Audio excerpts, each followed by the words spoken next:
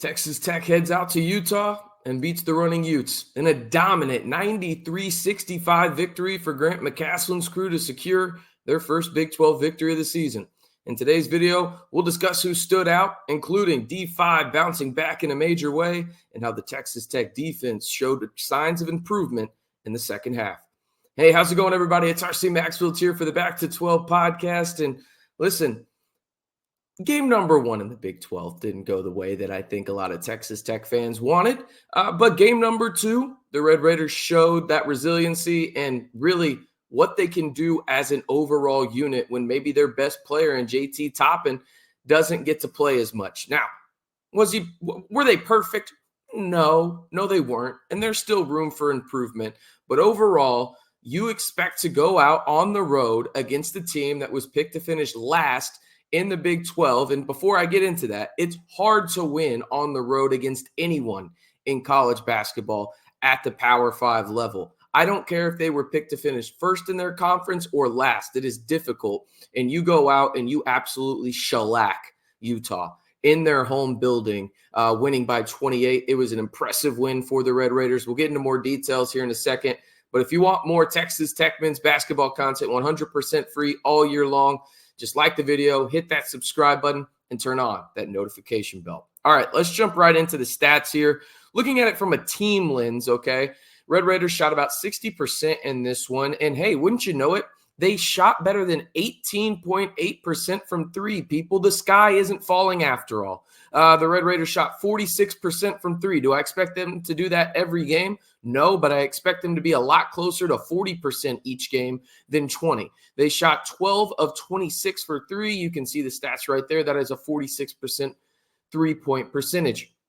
They shot okay from the line, 72%. I would expect that to be a little bit higher. They out-rebounded the Utes. They did lose the offensive rebounding battle, but one thing that really stood out to me in this game was the fact that Texas Tech did a phenomenal job of moving the ball. And now we'll switch on over to the stats for just strictly the Red Raiders. You look at this, and what's funny in this one, you're going to look right away and you're going to be like, RC, why did JT Toppin only play 14 minutes? Well, he committed 2 fouls in the first 3 minutes of the game and did not come back in the first half outside of, I think, maybe like a minute or two. Okay, so you really won this game in its totality with your best player only playing really about a fourth of it.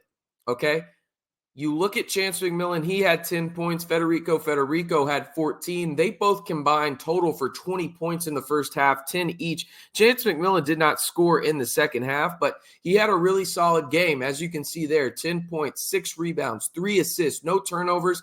He also had a steal. But really what I want to talk about in this game is 3 players overall, most notably D5, who bounced back in a major way and had, in my opinion, one of his better games as a Red Raider. 19 points, 9 assists, 5 rebounds, only 1 turnover. He also had 2 steals in this one. I thought he was sensational in terms of setting the tone. Could he shoot better from 3? Sure, but he was hyper aggressive and made sure that he got to the free throw line, which felt like at will. He took 66.7% of Texas Tech's free throws in this game.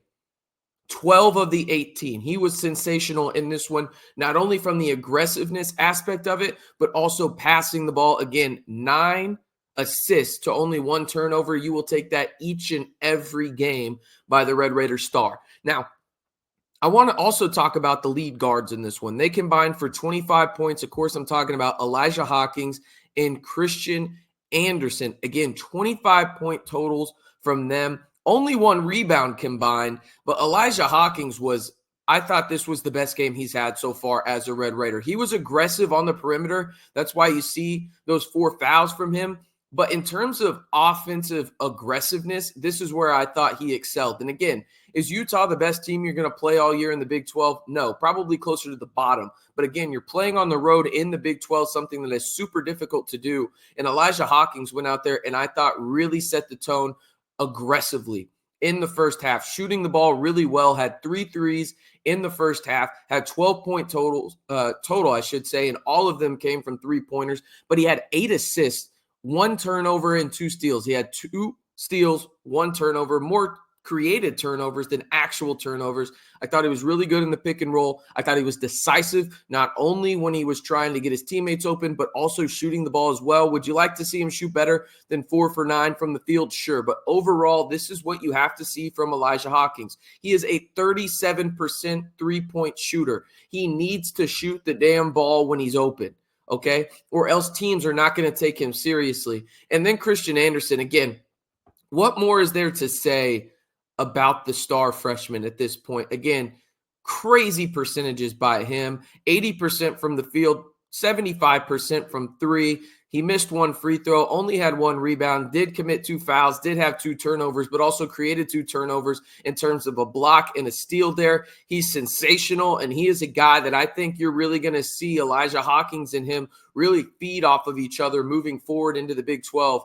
And another thing, from the perspective as I get back on the screen here, the thing that stood out to me is the second half performance for the Red Raiders, in the sense that defense is going to be the major issue. Texas Tech is going to be able to score, people. Like, that's going to happen. I'm not worried about this offense whatsoever, okay? And we'll look at the KenPom numbers here in just a second in terms of where Texas Tech ranks nationally from an offensive rating. But the offense isn't an issue. The defense is an issue. And when you get back in terms of the stats on the screen real quick, from an overall vantage point, as we'll look at it from both teams on the screen now for you, I thought Texas Tech was really good in the second half. You saw them be more hyper-aggressive when it came to really everything you wanted them to be from a defensive standpoint. They were hyper-aggressive on the perimeter, which was something that was really critical for Texas Tech in terms of what they needed to be. But overall, again, Utah is not the best team in the country, period, end of story. No one's going to tell you that they are. But you had to see some adjustments on the defensive end to feel better about playing a BYU team that is much better than Utah.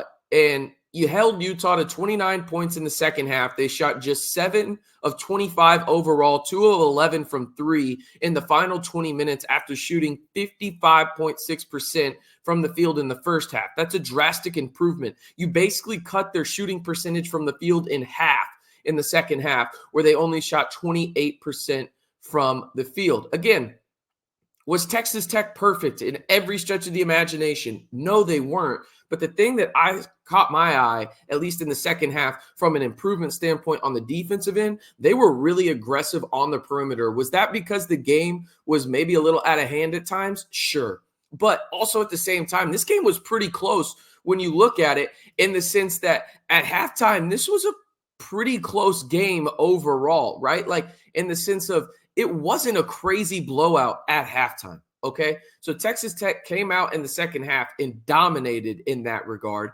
But I like the improvement from the defensive perspective, and it's something, again, that I think can translate from a momentum standpoint. And, okay, we did this really well. Teams obviously have it on film, but who gives a damn?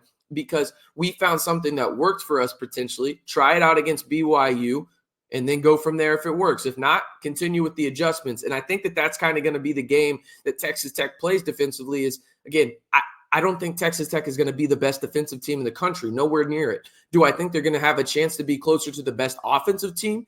Yes. Scoring is not going to be an issue for Texas Tech, but perimeter defense is. I think you have the guys down low in terms of length, from Fetty, JT, and D5. Those guys can handle their own. And even EY and Yalahu, in the limited minutes that he can play, he'll help you down low. But I don't know if you've got the guys on the perimeter in terms of defense. That's why you need to start KO if you're Grant McCasland, in my opinion. He is your best perimeter defender. Put him on the primary ball handler of the opposition, and good things will happen. He did that against Utah. Good things happened when he was guarding Miro Little, okay? Move on with that and continue to use that and see if it works. If not, adjust. But so far, so good in a lot of those defensive adjustments. Now let's not just have them in the second half.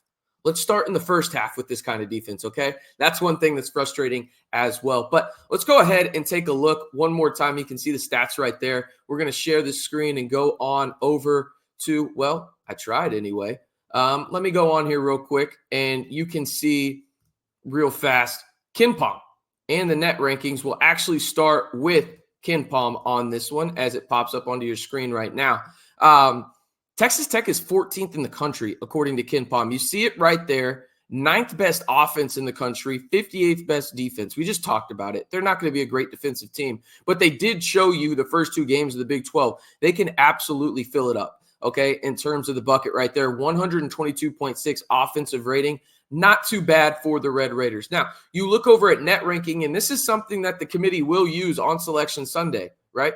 Texas Tech is 20th in the country right now. And a lot of people may be wondering why that is in terms of RC. I don't understand why Texas Tech is so high, right? The easiest way I can explain it to you is this. These computer and analytics sites that the committee does look at puts a number kind of like Vegas, but in a different way in terms of what should be the point differential or gap in the game. For example, the Utah game, these analytics sites had Texas Tech winning in between 4 to 6 points. Okay, they win by 28. That's going to be a drastic shift in terms of the computer's going to be like, oh, crap, maybe Texas Tech is a lot better than we thought, right?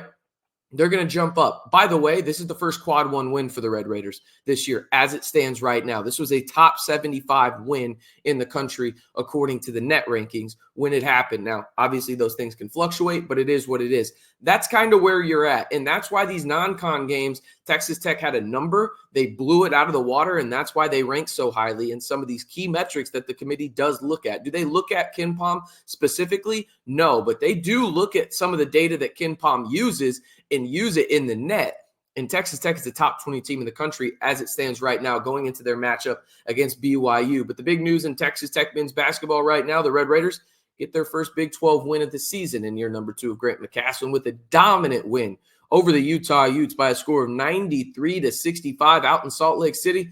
The Red Raiders will face the aforementioned BYU Cougars on Tuesday night out in Provo. Not too far of a drive. Plenty of snow out there. They'll try to keep warm, will the Red Raiders. But hopefully they can come back to the 806 2-1 in conference play, as after that they are set to face off against the top 5 team in the country on Saturday afternoon out in Lubbock in the Iowa State Cyclones. That's going to do it for today's recap video. Once again, if you haven't already and you want to stay in the know on all things Texas Tech men's basketball all year long on a 100% free and the largest, well, independently owned Texas Tech YouTube channel, over 11,000 subscribers right here on the Back to 12 podcast channel. If you want to join the Back to 12 squad, it's super simple. Just do these 3 simple steps for me. Like the video, hit that subscribe button, and turn on that notification bell to stay in the know on all things Texas Tech football and men's basketball all year long.